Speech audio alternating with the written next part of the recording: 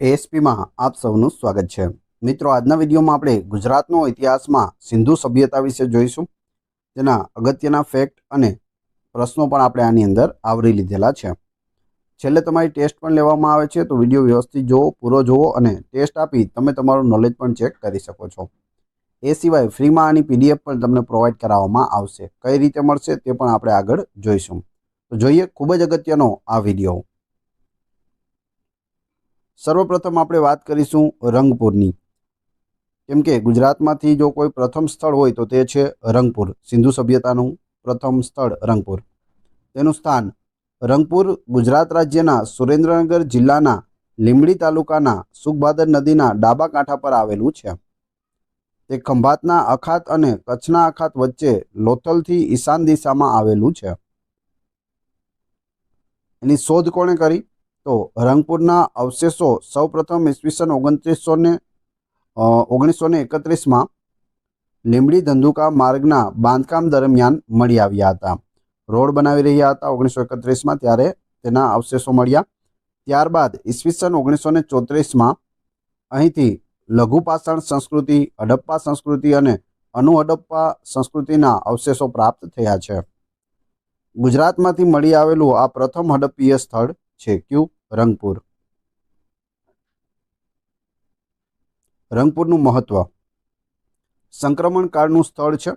રંગપુર એ સિંધુ સભ્યતાના પરિપક્વ હડપ્પીય કાળથી અનુહડપ્પીય કાળ તરફના સંક્રમણને દર્શાવે છે।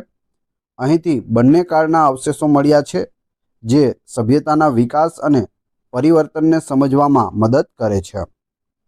વાસણ ઉદ્યોગ વિશે વાત કરીએ તો અહીંના ખોદકામ દરમિયાન જાસ્પર અને અકીક, એક પ્રકારનો કિંમતી પથ્થર છે અકીક, એની વસ્તુઓ મળી છે, જે સૂચવે છે કે તે સમયે વાસણ બનાવવાનું જ્ઞાન પણ પ્રચલિત હતું। અન્ય મહત્વપૂર્ણ માહિતી જોઈએ। રંગપુરનો સમગ્ર વિસ્તાર ઉત્તર દક્ષિણ 1097 મીટર અને પૂર્વ પશ્ચિમ 853 મીટરમાં પથરાયેલો છે, જ્યારે વસવાટવાળો ભાગ 68 ચોરસ સેન્ટીમીટર જેટલો છે।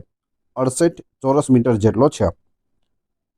રંગપુર એ સિંધુ સભ્યતાના ગુજરાતમાં આવેલા મહત્વના સ્થળો પૈકી એક છે, જે પ્રાચીન સભ્યતાના જુદા જુદા તબક્કાઓ અને તેના પ્રાદેશિક વિસ્તરણ વિશે મહત્વપૂર્ણ જાણકારી છે તે પૂરી પાડે છે। હવે આપણે રંગપુર વિશે અગત્યના પ્રશ્નો જોઈશું। તો રંગપુર કયા રાજ્યમાં આવેલું છે? ગુજરાત રાજ્યમાં। રંગપુર ગુજરાતના કયા જિલ્લામાં આવેલું છે? સુરેન્દ્રનગર જિલ્લામાં। રંગપુર કઈ નદીના કિનારે આવેલું છે? સુખભાદર નદીના ડાબા કાંઠા પર આવેલું છે। રંગપુરના અવશેષો સૌપ્રથમ ક્યારે મળી આવ્યા હતા? ઈસવીસન 1931માં। ગુજરાતમાંથી મળી આવેલું પ્રથમ હડપ્પીય સ્થળ કયું હતું? રંગપુર। રંગપુર કયા કાળના સંક્રમણને દર્શાવે છે?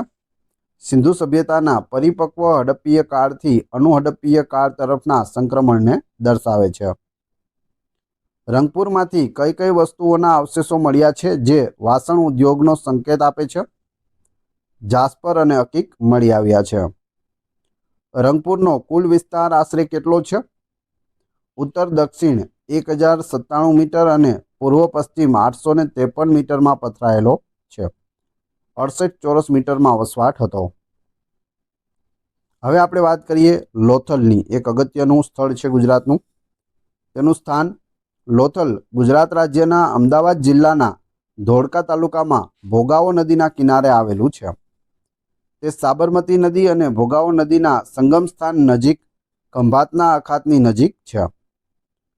તેની શોધ, લોથલની શોધ ઈસવીસન 1954માં ભારતીય પુરાતત્વ સર્વેક્ષણ એટલે કે ASI, archaeological survey of India પૂરું નામ થાય છે ASIનું, એના દ્વારા કરવામાં આવી હતી। ઉત્ખનન કાર્ય, અહીંનું ઉત્ખનન કાર્ય ડૉક્ટર SR રાવ, જેનું પૂરું નામ થાય છે શિકારીપુરા રંગાનાથા રાવ, એના નેતૃત્વ હેઠળ ઈસવીસન 1955થી 1960 દરમિયાન કરવામાં આવ્યું હતું। SR રાવનું પૂરું નામ પણ યાદ રાખી લેજો। ડૉક્ટર રાવે લોથલને લઘુ હડપ્પા કે લઘુ મોહેન્જો દડો તરીકે ઓળખાવ્યું હતું। આગળ આપણે પ્રશ્નોમાં પણ જોઈશું બધું। લોથલનું મહત્વ અને વિશિષ્ટતાઓ, તેમાં પ્રાચીન બંદર એટલે કે ડોકયાર્ડ. લોથલ તેની સૌથી મહત્વપૂર્ણ વિશેષતા એટલે કે વિશ્વના સૌથી જૂના અને જાણીતા માનવ સર્જિત ડોકયાર્ડ એટલે કે ધક્કો અથવા તો બંદર માટે તે પ્રખ્યાત છે. આ ડોકયાર્ડ લગભગ 220 મીટર લાંબુ, 35 મીટર પહોળું અને 3.5 મીટર ઊંડું હતું. આના પરથી અનુમાન લગાવી શકાય છે કે લોથલ સિંધુ સભ્યતાનું એક મુખ્ય દરિયાઈ વેપાર કેન્દ્ર હતું, જ્યાંથી મેસોપોટેમિયા, ઇજિપ્ત અને પશ્ચિમ એશિયાના અન્ય પ્રદેશો સાથે વેપાર થતો હતો. શહેરનું આયોજન. લોથલનું નગર આયોજન પણ ખૂબ જ વ્યવસ્થિત હતું. તે બે મુખ્ય ભાગોમાં વહેંચાયેલું હતું, જેમાં એક છે ઉપલું નગર, જેને એક્રોપોલિસ પણ કહે છે અને સિટાડેલ પણ કહે છે. ઉપલા નગરને એક્રોપોલિસ અને સિટાડેલ એ બંને યાદ રાખજો. અહીં શાસક વર્ગ અને મહત્વપૂર્ણ ઇમારતો છે તે આવેલી હતી. નીચલું નગર છે, તેમાં સામાન્ય નાગરિકો માટેના રહેણાંક વિસ્તારો અહીં હતા. શહેરની દિવાલો ઈંટથી બનેલી હતી અને પૂરથી રક્ષણ માટે ઊંચાઈ પર બાંધવામાં આવી હતી. વેપાર અને ઉદ્યોગ વિશે વાત કરીએ. મણકા બનાવવાનું કારખાનું અહીંથી મળી આવ્યું છે. લોથલમાંથી મોટી સંખ્યામાં મણકા એટલે કે બીડ્સ બનાવવાની વર્કશોપ અને અધૂરા મણકા પણ મળી આવ્યા છે, જે દર્શાવે છે કે મણકા ઉદ્યોગ અહીં ખૂબ જ વિકસિત હતો. હાથી દાંતની વસ્તુઓ. અહીંથી હાથી દાંતની વસ્તુઓ પણ મળી છે, જેમાં માપવાના સાધનો એટલે કે સ્કેલનો પણ સમાવેશ થાય છે. હાથી દાંતમાંથી બનાવેલી સ્કેલ અહીંથી મળી આવી છે. સીલ અને સીલિંગ્સ. મેસોપોટેમિયા શૈલીની ગોળ સીલ મળી આવી છે, જે આંતરરાષ્ટ્રીય વેપારના પુરાવા પણ આપે છે. અગ્નિવેદીઓ પણ મળી આવી. લોથલમાંથી અગ્નિવેદીઓના પુરાવા મળ્યા છે, જે ધાર્મિક વિધિઓ અને બલિદાન પ્રથાનું સૂચન કરે છે. યુગલ સમાધિ મળી આવી છે, એટલે કે બે વ્યક્તિની જોડિયા સમાધિ છે. અહીંથી એક યુગલ સમાધિ પણ મળી છે, જે અંતિમ સંસ્કારની વિધિઓ પર પ્રકાશ પાડે છે. જળ વ્યવસ્થાપન જોઈએ. ડોકયાર્ડ ઉપરાંત લોથલમાં પાણીના નિકાલ માટેની ઉત્તમ ગટર વ્યવસ્થા અને પાણી સંગ્રહ માટેના બાંધકામો પણ જોવા મળે છે. મહત્વ જોઈએ. લોથલ સિંધુ સભ્યતાના વેપાર, નગર આયોજન, હસ્તકલા અને સામાજિક ધાર્મિક પાસાઓને સમજવા માટે અત્યંત મહત્વપૂર્ણ સ્થળ છે. તેના ડોકયાર્ડને કારણે તે સિંધુ સભ્યતાના માન્ચેસ્ટર તરીકે પણ ઓળખાય છે. જેમ અમદાવાદને ગુજરાતનું માન્ચેસ્ટર કહેવામાં આવતું હતું, તેમ સિંધુ સભ્યતામાં લોથલ છે તે ડોકયાર્ડના કારણે માન્ચેસ્ટર કહેવાતું હતું. લોથલ વિશે અગત્યના પ્રશ્નો અને જવાબ હવે જોઈએ. લોથલ કયા રાજ્યમાં આવેલું છે? ગુજરાત રાજ્યમાં. લોથલ ગુજરાતના કયા જિલ્લામાં આવેલું છે? તો અમદાવાદ જિલ્લાના ધોળકા તાલુકામાં લોથલ છે તે આવેલું છે. લોથલ કઈ નદીના કિનારે આવેલું છે? ભોગાવો નદીના કિનારે. લોથલની શોધ ક્યારે થઈ હતી? ઈસવીસન 1954માં. લોથલનું ઉત્ખનન કાર્ય કોના નેતૃત્વ હેઠળ થયું હતું? Doctor S.R. રાવ. લોથલ કઈ વિશેષતા માટે વિશ્વભરમાં જાણીતું છે? તેના પ્રાચીન બંદર એટલે કે ડોકયાર્ડ માટે. Doctor S.R. રાવે લોથલને કયા નામથી ઓળખાવ્યું હતું? લઘુ હડપ્પા કે લઘુ મોહેન્જો-દડો. લોથલમાંથી કયા ઉદ્યોગના પુરાવા મળ્યા છે જે તેના આર્થિક મહત્વને દર્શાવે છે? મણકા બનાવવાનો ઉદ્યોગ અને હાથી દાંતની વસ્તુઓ. લોથલમાંથી કયા આંતરરાષ્ટ્રીય વેપારના પુરાવા મળ્યા છે?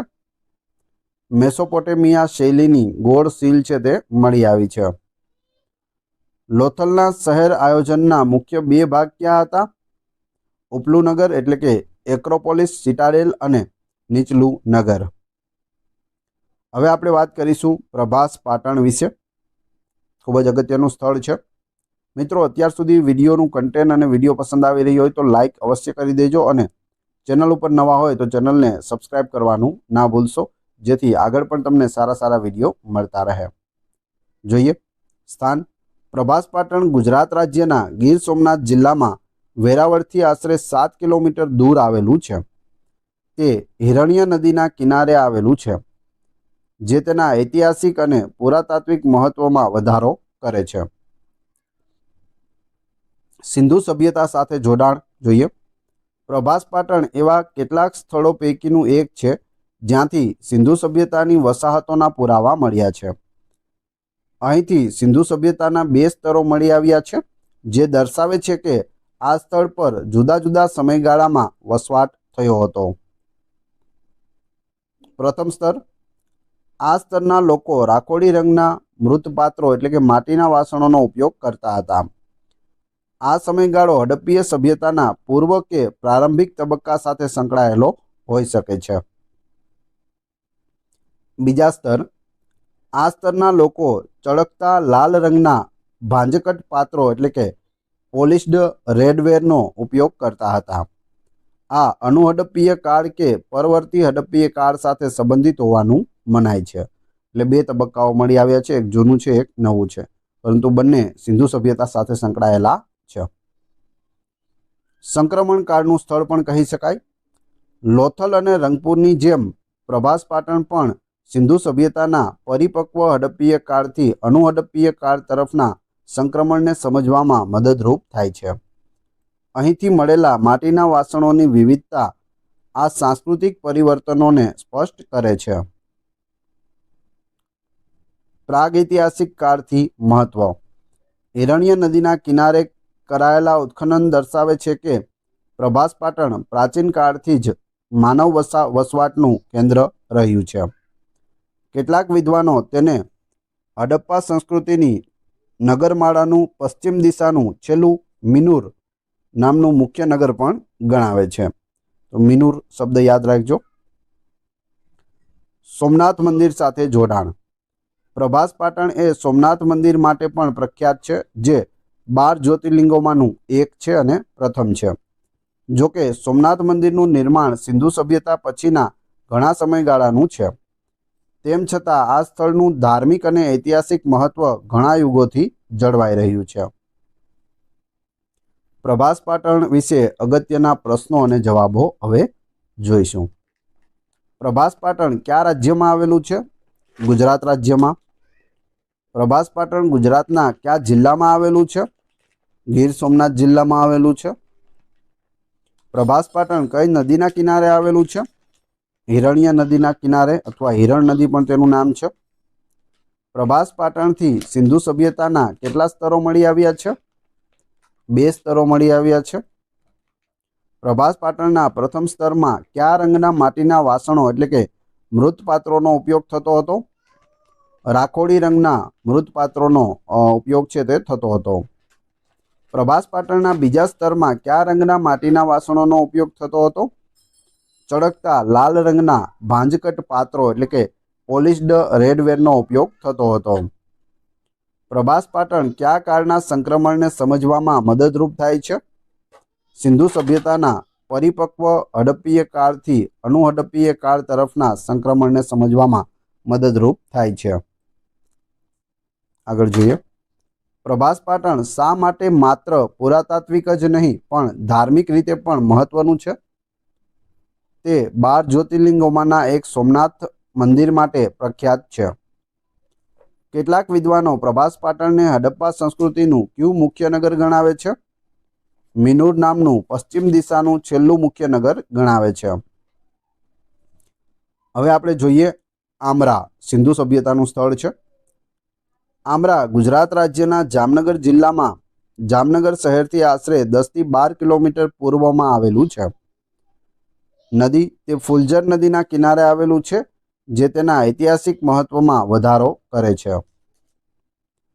સમયગાળો.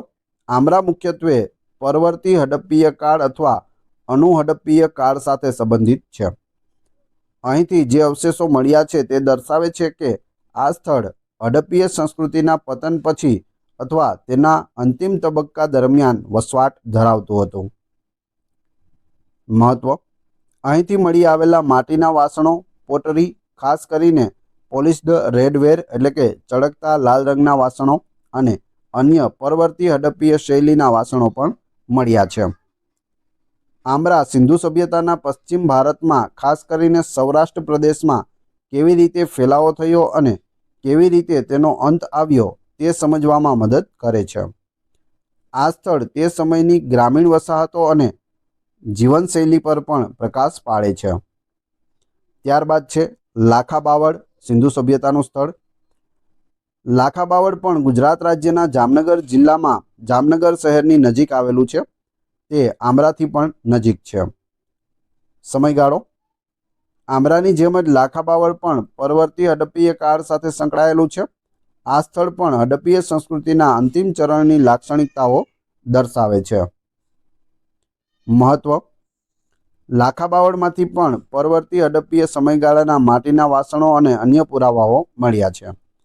આ સ્થળ પરથી મળેલા અવશેષો દર્શાવે છે કે આ વિસ્તારમાં સિંધુ સભ્યતાના લોકોની વસ્તી હતી અને તેઓ સ્થાનિક સંસ્કૃતિઓ સાથે ભળી ગયા હતા અથવા ધીમે ધીમે તેમનો પ્રભાવ છે તે ઓછો થતો ગયો હતો.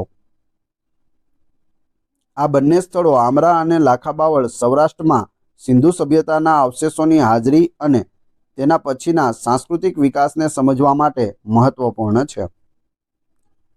આમરા અને લાખા બાવળ વિશે અગત્યના પ્રશ્નો જોઈએ. આમરા અને લાખા બાવળ કયા રાજ્યમાં આવેલા છે? ગુજરાત રાજ્યમાં. આમરા અને લાખા બાવળ ગુજરાત રાજ્યના કયા જિલ્લામાં આવેલા છે? જામનગર જિલ્લામાં. આમરા કઈ નદીના કિનારે આવેલું છે? ફુલઝર નદીના કિનારે. આમરા અને લાખા બાવળ સિંધુ સભ્યતાના કયા સમયગાળા સાથે મુખ્યત્વે સંબંધિત છે? પરવર્તી હડપ્પીય કાળ અથવા અનુહડપ્પીય કાળ. આમરામાંથી કયા વિશિષ્ટ પ્રકારના માટીના વાસણો મળી આવ્યા છે? પોલિશ્ડ રેડવેર એટલે કે ચળકતા લાલ રંગના વાસણો મળી આવ્યા છે. આમરા અને લાખા બાવળ શા માટે મહત્વપૂર્ણ પુરાતાત્વિક સ્થળો છે? તેઓ સિંધુ સભ્યતાના અંતિમ તબક્કા અને ગુજરાતમાં તેના વ્યાપક ફેલાવાના પુરાવા પૂરા પાડે છે. હવે આપણે વાત કરીશું દેસલપર વિશે. દેસલપર ગુજરાત રાજ્યના કચ્છ જિલ્લામાં નખત્રાણા તાલુકામાં ધ્રુળ નદીની પેટા નદી એવી બામુચેલાના ઉત્તર કાંઠે આવેલું છે. તે કચ્છના અખાતથી નજીક છે, જે તેના દરિયાઈ વેપારના મહત્વનો સંકેત આપે છે. સમયગાળો: દેસલપર એ સિંધુ સભ્યતાના પરિપક્વ હડપ્પીય કાળ અને પરવર્તી હડપ્પીય કાળ બંનેના અવશેષો ધરાવતું સ્થળ છે. આ દર્શાવે છે કે આ સ્થળ પર લાંબા સમય સુધી માનવ વસવાટ રહ્યો હતો અને હડપ્પીય સંસ્કૃતિના વિવિધ તબક્કાઓ અહીં જોવા મળે છે. વિશિષ્ટતાઓ અને મહત્વ: પ્રથમ છે કિલ્લેબંધી. દેસલપર તેની મજબૂત કિલ્લેબંધી માટે જાણીતું છે. અહીંથી એક વિશાળ અને મજબૂત દિવાલના અવશેષો મળ્યા છે, જે પથ્થર અને માટીની ઈંટોથી બનેલી હતી. આ કિલ્લેબંધી સંભવતઃ બહારના હુમલાઓથી રક્ષણ પૂરું પાડવા માટે અથવા પૂરથી બચવા માટે બનાવવામાં આવી હતી. આ લક્ષણ અન્ય કેટલાક હડપ્પીય સ્થળો જેમ કે ધોળાવીરામાં પણ જોવા મળે છે. નગર આયોજન: કિલ્લેબંધી ઉપરાંત અહીંથી સુવ્યવસ્થિત નગર આયોજનના પુરાવા પણ મળ્યા છે, જેમાં રહેઠાણના મકાનો અને જાહેર માળખાનો સમાવેશ થાય છે. માટીના વાસણો એટલે કે પોટરી. દેસલપરમાંથી વિવિધ પ્રકારના માટીના વાસણો મળી આવ્યા છે, જેમાં હડપ્પીય શૈલીના કાળા અને લાલ રંગના વાસણો તેમજ પરવર્તી હડપ્પીય કાળના વિશિષ્ટ વાસણોનો સમાવેશ થાય છે. આ વાસણો તે સમયની કુંભારી કલા અને તકનીક વિશે પણ માહિતી આપે છે. આર્થિક પ્રવૃત્તિઓ જોઈએ. આ સ્થળ પરથી મળેલા પુરાવા દર્શાવે છે કે અહીં લોકો કૃષિ, પશુપાલન અને સંભવતઃ દરિયાઈ વેપાર જેવી આર્થિક પ્રવૃત્તિઓમાં રોકાયેલા હતા. કચ્છના અખાતની નજીક હોવાને કારણે દરિયાઈ વેપારની શક્યતાઓ પણ વધુ હતી. પ્રાદેશિક મહત્વ: દેસલપર એ કચ્છ પ્રદેશમાં સિંધુ સભ્યતાના ફેલાવા અને તેના સ્થાનિક અનુકૂલનને સમજવા માટે એક મહત્વપૂર્ણ સ્થળ છે. તે દર્શાવે છે કે કેવી રીતે હડપ્પીય સંસ્કૃતિ ગુજરાતના વિવિધ ભૌગોલિક વિસ્તારોમાં વિકસિત થઈ હતી. દેસલપર વિશે અગત્યના પ્રશ્નો જોઈએ. પ્રશ્નો સાથે એ રીતે રાખેલા છે કે તમને ખ્યાલ આવે પરીક્ષામાં કેવા પ્રશ્નો પૂછાય છે અને તમને જવાબ આવડે છે કે નહીં. દેસલપર કયા રાજ્યમાં આવેલું છે? ગુજરાત. દેસલપર ગુજરાતના કયા જિલ્લામાં આવેલું છે? કચ્છ જિલ્લામાં, જે ગુજરાતનો અને ભારતનો સૌથી મોટો જિલ્લો છે. દેસલપર કઈ નદીના કિનારે આવેલું છે? ધ્રુડ નદીની પેટા નદી બામુચેલાના ઉત્તર કાંઠે આવેલું છે. દેસલપર સિંધુ સભ્યતાના કયા સમયગાળાના અવશેષો ધરાવે છે? પરિપક્વ હડપ્પીય કાળ અને પરવર્તી હડપ્પીય કાળ બંનેના. દેસલપરની મુખ્ય વિશેષતા શું છે? તેની મજબૂત કિલ્લેબંધી જે પથ્થર અને કાદવની ઈંટોથી બનેલી હતી. દેસલપરમાંથી કયા પ્રકારના માટીના વાસણો મળી આવ્યા છે? હડપ્પીય શૈલીના કાળા અને લાલ રંગના વાસણો તેમજ પરવર્તી હડપ્પીય કાળના વિશિષ્ટ વાસણો મળી આવ્યા છે. કચ્છના અખાતની નજીક હોવાને કારણે દેસલપરમાં કઈ આર્થિક પ્રવૃત્તિની શક્યતા વધુ હતી? દરિયાઈ વેપાર. દેસલપરનું પુરાતાત્વિક મહત્વ શું છે? તે કચ્છ પ્રદેશમાં સિંધુ સભ્યતાના ફેલાવા અને તેના સ્થાનિક અનુકૂલનને સમજવામાં મદદરૂપ છે. હવે આપણે વાત કરીશું સુરકોટડા વિશે. સ્થાન જોઈએ. સુરકોટડા ગુજરાત રાજ્યના કચ્છ જિલ્લાના રાપર તાલુકામાં આવેલું છે. તે કચ્છના રણની ધાર પર સ્થિત છે અને તેના ભૌગોલિક સ્થાનને કારણે મહત્વપૂર્ણ છે. શોધ અને ઉત્ખનન જોઈએ. સુરકોટલાની શોધ અને ઉત્ખનન કાર્ય ઈસવીસન 1964માં ભારતીય પુરાતત્વ સર્વેક્ષણ એટલે કે ASI દ્વારા ડૉક્ટર જગતપતિ જોશી એટલે કે JP જોશીના નેતૃત્વ હેઠળ કરવામાં આવ્યું હતું. JP જોશીનું પૂરું પણ યાદ રાખજો, જગતપતિ જોશી. સુરકોટલાનું મહત્વ અને વિશિષ્ટતાઓ. સુરકોટલા એ સિંધુ સભ્યતાનું એક અનન્ય સ્થળ છે જે કેટલીક વિશિષ્ટ લાક્ષણિકતાઓ માટે જાણીતું છે. પ્રથમ છે ઘોડાના અવશેષો. સુરકોટલામાંથી ઘોડાના અસ્થિ એટલે કે અવશેષો છે તે મળી આવ્યા છે. આ શોધ સિંધુ સભ્યતામાં ઘોડાની હાજરી અને તેના ઉપયોગ વિશેની ચર્ચામાં ખૂબ મહત્વપૂર્ણ ધરાવે છે. કિલ્લેબંધી, જેમાં સિટાડેલ અને લોઅર ટાઉન છે. સુરકોટલાનું નગર આયોજન ખૂબ જ સુવ્યવસ્થિત હતું અને તે કિલ્લેબંધીવાળા સિટાડેલ એટલે કે ઉપલું નગર એટલે કે ગઢ અને નીચલા નગરમાં વિભાજિત હતું.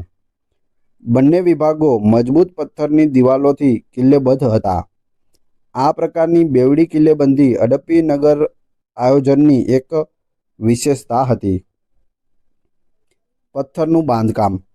અન્ય હડપ્પીય સ્થળો જ્યાં મોટે ભાગે ઈંટોનો ઉપયોગ થયો હતો તેની સરખામણીમાં સુરકોટલામાં ચણતર માટે પથ્થરનો વ્યાપક ઉપયોગ છે તે જોવા મળે છે.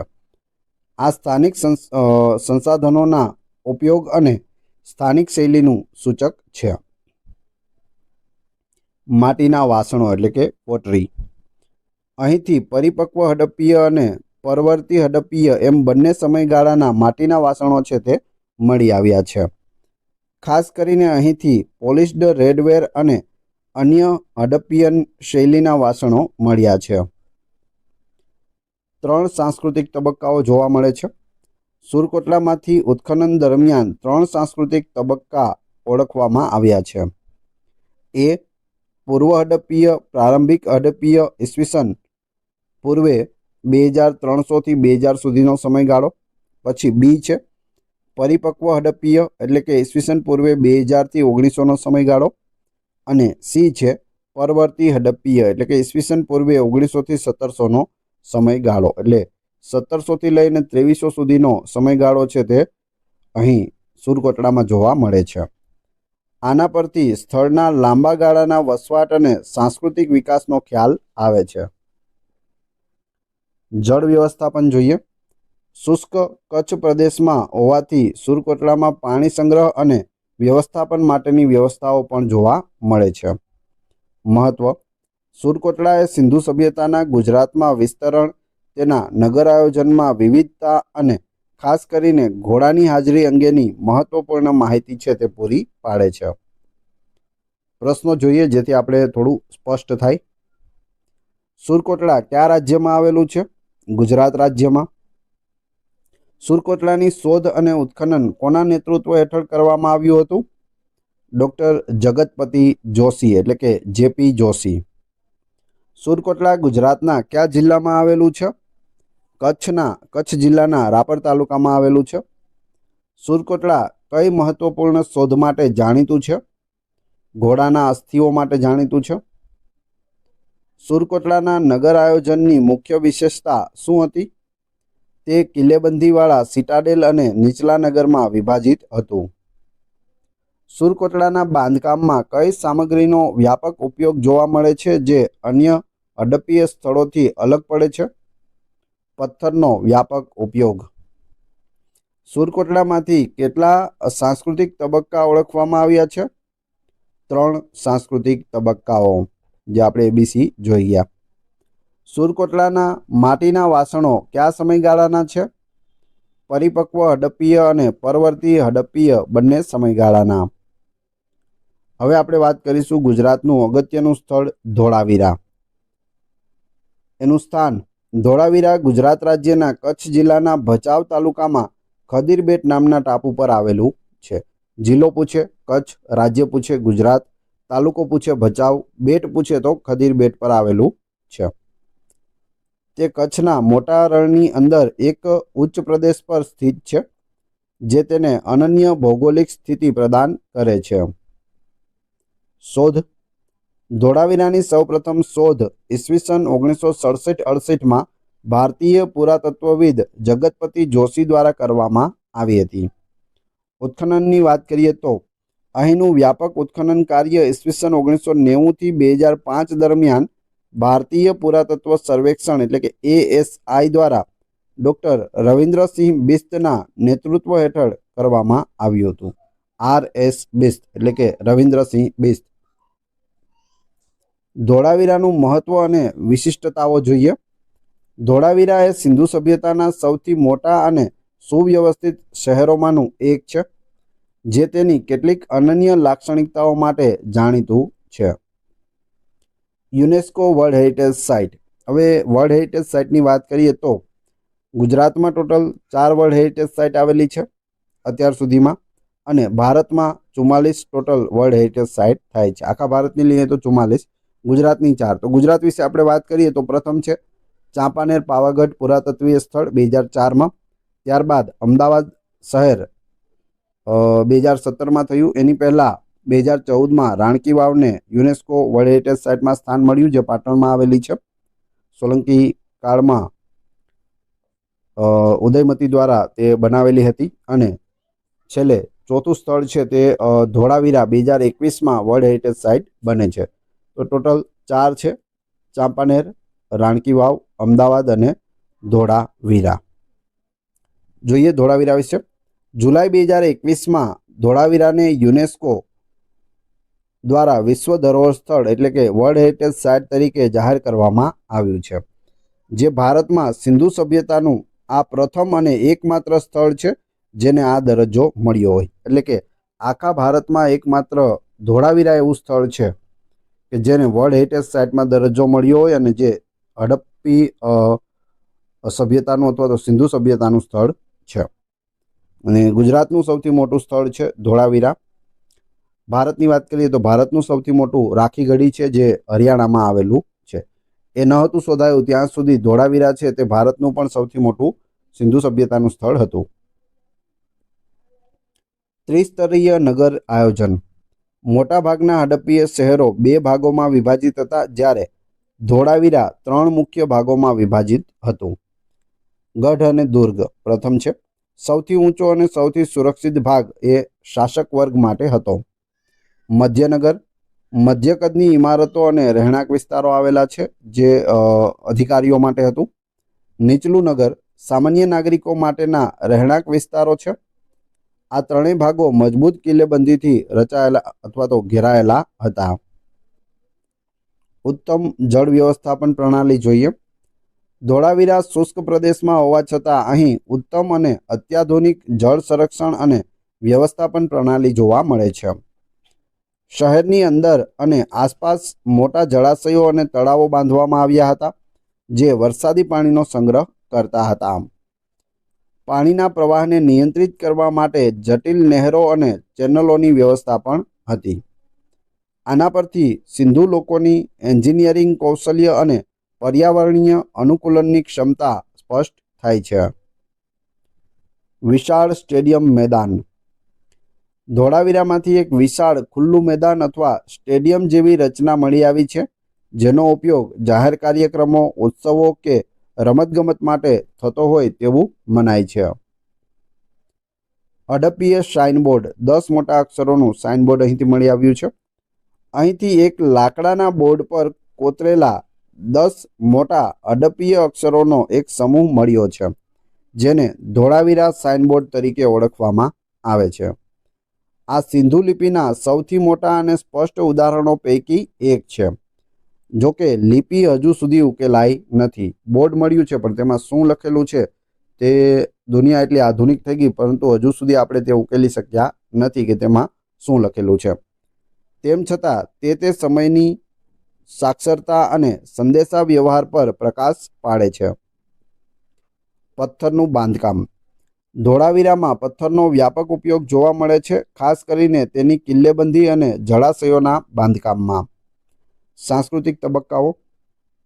ધોળાવીરામાં સિંધુ સભ્યતાના 7 સાંસ્કૃતિક તબક્કાઓ ઓળખવામાં આવ્યા છે, જે તેના લાંબા ગાળાના વસવાટ અને વિકાસ દર્શાવે છે. મહત્વ. ધોળાવીરાએ સિંધુ સભ્યતાના નગર આયોજન, જળ વ્યવસ્થાપન, સ્થાપત્ય અને સામાજિક સાંસ્કૃતિક જીવનને સમજવા માટેનું એક અસાધારણ સ્થળ છે.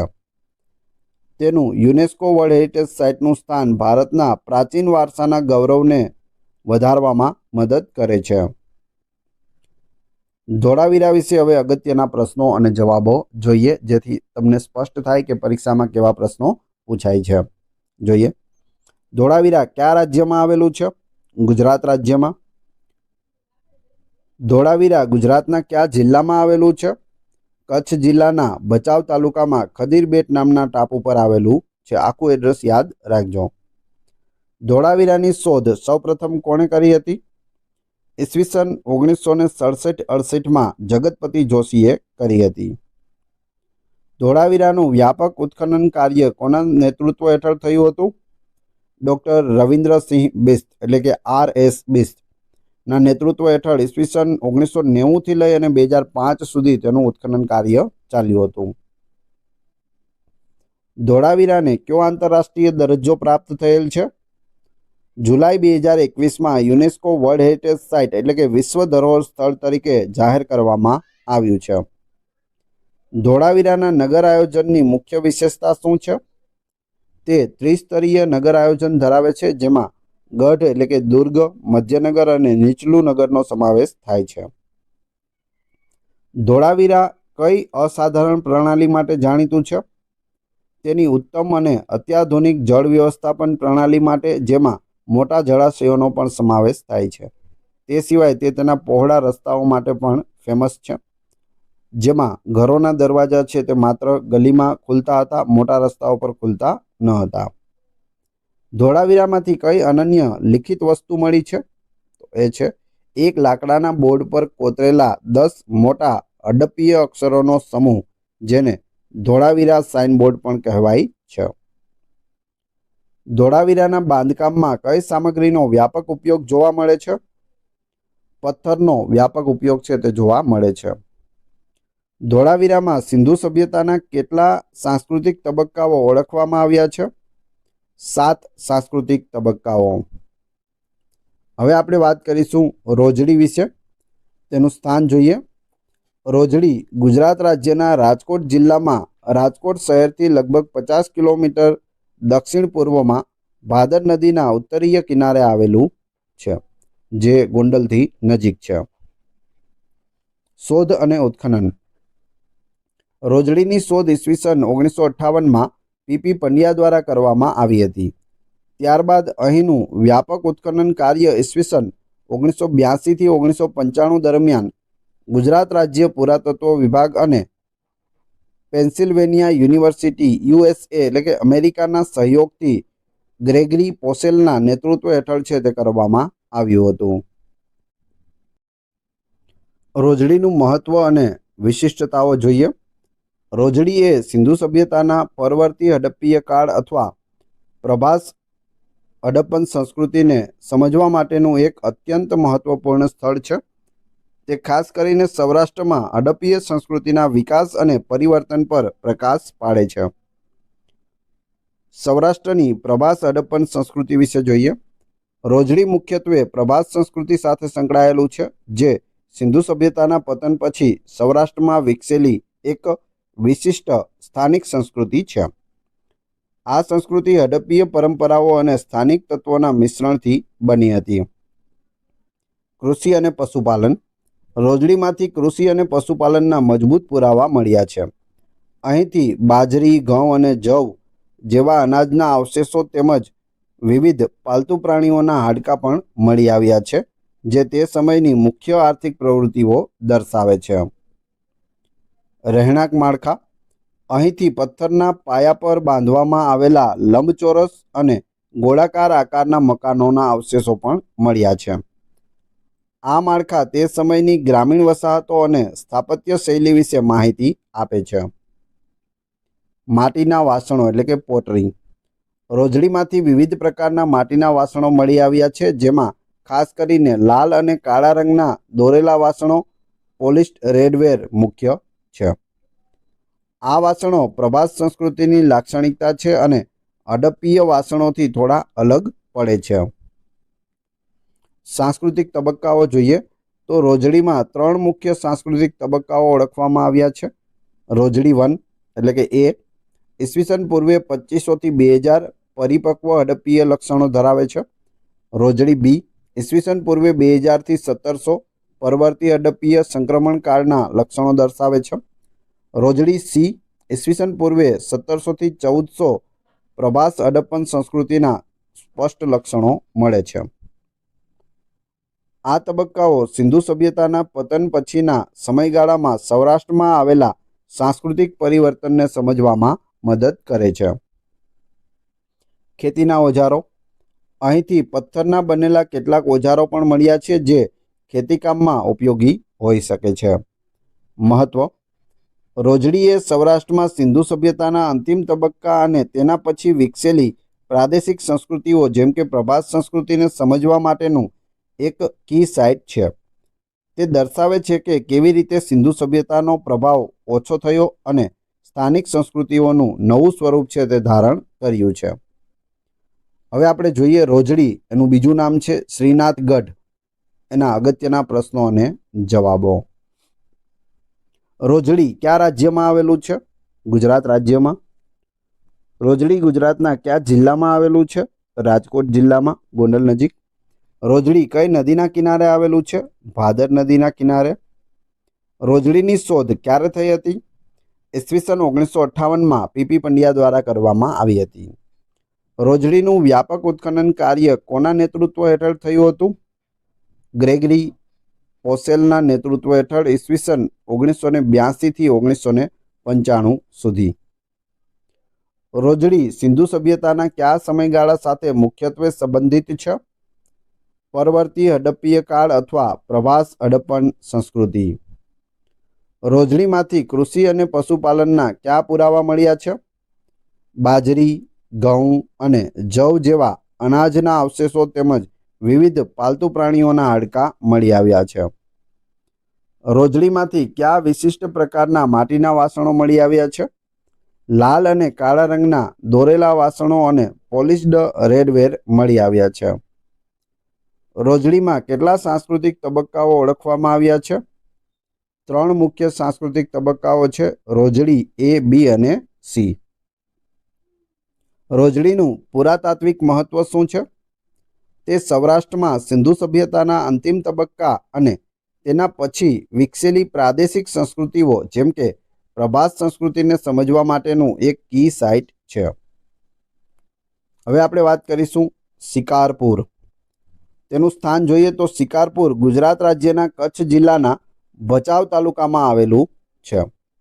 તે ધોળાવીરાથી નજીકમાં આવેલું અને કચ્છના મોટા રણની અંદર એક મહત્વપૂર્ણ સ્થાન ધરાવે છે. કયું? શિકારપુર. શોધ અને ઉત્ખનન જોઈએ. શિકારપુરનું ઉત્ખનન કાર્ય મુખ્યત્વે કેરળ યુનિવર્સિટી, તિરુવનંતપુરમ અને કચ્છ યુનિવર્સિટીના પુરાતત્વવિદો દ્વારા કરવામાં આવ્યું હતું. શિકારપુરનું મહત્વ અને વિશિષ્ટતાઓ.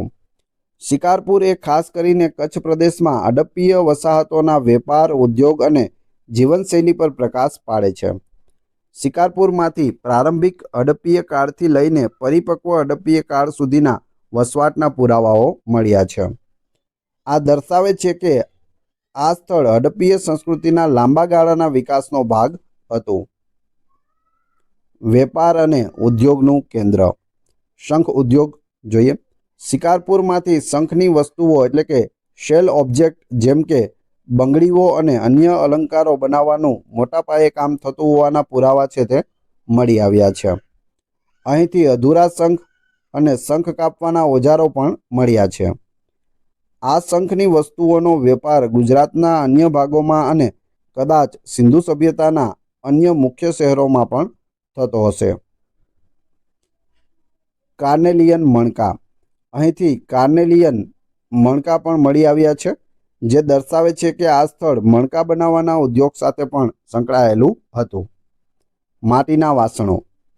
શિકારપુરમાંથી હડપ્પીય શૈલીના વિવિધ પ્રકારના માટીના વાસણો મળી આવ્યા છે, જેમાં લાલ રંગના વાસણો, ચિત્રિત વાસણો વગેરેનો સમાવેશ થાય છે.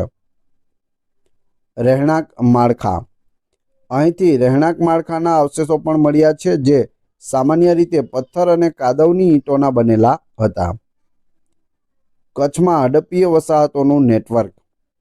ધોળાવીરા અને દેસલપર જેવા કચ્છના અન્ય મોટા હડપ્પીય સ્થળો સાથે શિકારપુરનું અસ્તિત્વ દર્શાવે છે કે કચ્છ પ્રદેશ હડપ્પીય વેપાર માર્ગો અને સંસ્કૃતિના ફેલાવા માટે એક મહત્વપૂર્ણ પ્રદેશ હતો.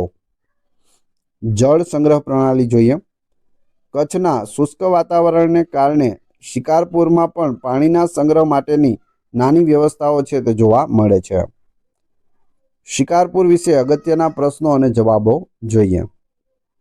શિકારપુર કયા રાજ્યમાં આવેલું છે? ગુજરાતમાં. શિકારપુર ગુજરાતના કયા જિલ્લામાં આવેલું છે? તો અહીં કચ્છ જિલ્લાના ભચાઉ તાલુકામાં આવેલું છે. જિલ્લો અને તાલુકો બંને યાદ રાખવું. શિકારપુર સિંધુ સભ્યતાના કયા સમયગાળાના અવશેષો ધરાવે છે? જવાબ આવશે અહીં પરિપક્વ હડપ્પીય કાળથી લઈને પરવર્તી હડપ્પીય કાળ સુધીના. શિકારપુર કયા મુખ્ય ઉદ્યોગ માટે જાણીતું હતું? શંખ ઉદ્યોગ એટલે કે શંખની વસ્તુઓ જેવી કે બંગડીઓ અને અલંકારો બનાવવા માટે. શિકારપુરમાંથી શંખ ઉદ્યોગના કયા પુરાવા મળ્યા છે? અધૂરા શંખ અને શંખ કાપવાના ઓજારો પણ મળ્યા છે. શિકારપુરમાંથી કયા પ્રકારના મણકા મળી આવ્યા છે? કાર્નેલિયન મણકા મળી આવ્યા છે. કચ્છમાં શિકારપુરનું પુરાતાત્વિક મહત્વ શું છે? કચ્છ પ્રદેશમાં હડપ્પીય વેપાર માર્ગો અને સંસ્કૃતિના ફેલાવા માટે એક મહત્વપૂર્ણ પ્રાદેશિક કેન્દ્ર છે શિકારપુર. હવે આપણે કુંતાસી વિશે વાત કરીશું. કુંતાસી ગુજરાત રાજ્યના મોરબી જિલ્લાના માળિયા તાલુકામાં આવેલું છે. કયા જિલ્લામાં છે? મોરબી તાલુકો માળિયા. તે કચ્છના અખાતથી નજીક છે, જે તેના દરિયાઈ વેપારના મહત્વનો સંકેત આપે છે. શોધ અને ઉત્ખનન જોઈએ. કુંતાસીની શોધ અને ઉત્ખનન કાર્ય દક્ષિણ ગુજરાત યુનિવર્સિટી સુરત, જે હાલ વીર નર્મદ દક્ષિણ ગુજરાત યુનિવર્સિટી છે નવું નામ, અને ડેક્કન કોલેજ પુણેના પુરાતત્વવિદો દ્વારા કરવામાં આવ્યું હતું. કુંતાસીનું મહત્વ અને વિશિષ્ટતાઓ જોઈએ. કુંતાસી એ સિંધુ સભ્યતાના પરિપક્વ હડપ્પીય કાળ અને પરવર્તી હડપ્પીય કાળ બંને સમયગાળાનું મહત્વનું સ્થળ છે. તે ખાસ કરીને સૌરાષ્ટ્રના દરિયાકાંઠાના વેપાર અને હડપ્પીય સંસ્કૃતિના સ્થાનિક અનુકૂલન પર પ્રકાશ પાડે છે. બંદર વસાહત જોઈએ. કુંતાસીને એક બંદર વસાહત તરીકે પણ ઓળખવામાં આવે છે. તેના ભૌગોલિક સ્થાનને કારણે તે સંભવતઃ સિંધુ સભ્યતાના દરિયાઈ વેપાર માટે એક મહત્વપૂર્ણ કેન્દ્ર હતું. અહીંથી અન્ય હડપ્પીય સ્થળો અને પશ્ચિમ એશિયા સાથે પણ વેપાર થતો હશે. વેપાર અને ઉદ્યોગ. મણકા બનાવવાનો ઉદ્યોગ. કુંતાસીમાંથી મણકા બનાવવાની વર્કશોપ અને અધૂરા મણકા પણ મળી આવ્યા છે. આ દર્શાવે છે કે મણકા ઉદ્યોગ અહીં ખૂબ વિકસિત હતો અને કિંમતી પથ્થરોમાંથી મણકા બનાવીને તેનો વેપાર કરવામાં આવતો હતો. ધાતુકામ. અહીંથી તાંબાની કેટલીક વસ્તુઓ પણ મળી છે જે ધાતુ કામના પુરાવા આપે છે. સંરક્ષણાત્મક દિવાલ. કુંતાસીમાં એક નાની પણ મજબૂત સંરક્ષણાત્મક દિવાલ એટલે કે કિલ્લેબંધીના અવશેષો મળ્યા છે જે પથ્થર અને કાદવની ઈંટોથી બનેલી હતી. માટીના વાસણો. કુંતાસીમાંથી હડપ્પીય શૈલીના વિવિધ પ્રકારના માટીના વાસણો મળી આવ્યા છે જેમાં લાલ અને કાળા રંગના વાસણો તેમજ પોલિશ્ડ રેડવેરનો પણ સમાવેશ થાય છે. 3 સાંસ્કૃતિક તબક્કાઓ છે. કુંતાસીમાંથી ઉત્ખનન દરમિયાન 3 મુખ્ય સાંસ્કૃતિક તબક્કાઓ ઓળખવામાં આવ્યા છે જે તેના લાંબા ગાળાના વસવાટ અને સાંસ્કૃતિક વિકાસનો સંકેત આપે છે. ખેતી અને પશુપાલન. દરિયાકાંઠાનું સ્થળ હોવા છતાં અહીંના લોકો કૃષિ અને પશુપાલનમાં પણ રોકાયેલા હતા જેના પુરાવા અનાજના અવશેષો અને પ્રાણીઓના હાડકામાંથી મળી આવ્યા છે. કુંતાસી વિશે અગત્યના પ્રશ્નો જોઈએ. કુંતાસી કયા રાજ્યમાં આવેલું છે? ગુજરાતમાં. કુંતાસી ગુજરાતના કયા જિલ્લામાં આવેલું છે? તો તે મોરબી જિલ્લાના માળિયા તાલુકામાં આવેલું છે. કુંતાસીની મુખ્ય વિશિષ્ટતા શું છે? તે એક મહત્વપૂર્ણ બંદર વસાહત હતી. કુંતાસી સિંધુ સભ્યતાના કયા સમયગાળાના અવશેષો ધરાવે છે? પરિપક્વ હડપ્પીય કાળ અને પરવર્તી હડપ્પીય કાળ. કુંતાસીમાંથી કયા પ્રકારના બાંધકામના પુરાવા મળ્યા છે? એક મજબૂત દિવાલના અવશેષો મળી આવ્યા છે. કુંતાસી કયા મુખ્ય ઉદ્યોગ માટે જાણીતું હતું? મણકા બનાવવાનો ઉદ્યોગ. કુંતાસીમાંથી મળેલા માટીના વાસણો કઈ શૈલીના હતા? લાલ અને કાળા રંગના વાસણો તેમજ પોલિશ્ડ રેડવેર હતા. કુંતાસીનું પુરાતાત્વિક મહત્વ શું છે? તે હડપ્પીય વેપાર, ઉદ્યોગ અને સંસ્કૃતિના સ્થાનિક અનુકૂલનને સમજવામાં મદદરૂપ છે. હવે તમારી ટેસ્ટ. જે આપણે વિડીયો જોયો તેમાંથી તમને અહીં પ્રશ્નો પૂછવામાં આવે છે જેનો જવાબ તમારે ક્રમશઃ કમેન્ટ બોક્સમાં આપવાનો છે જેથી તમને ખ્યાલ આવે તમને કેટલું યાદ છે અને મને ખ્યાલ આવશે કે કેટલા લોકો વ્યવસ્થિત વિડીયો જુએ છે. એ પછી આની પીડીએફ વિશે પણ આપણે વાત કરીશું. પ્રશ્ન નંબર 1. ગુજરાતમાંથી મળી આવેલું પ્રથમ હડપ્પીય સ્થળ કયું હતું? 2. લોથલનું ઉત્ખનન કાર્ય કોના નેતૃત્વ હેઠળ થયું હતું?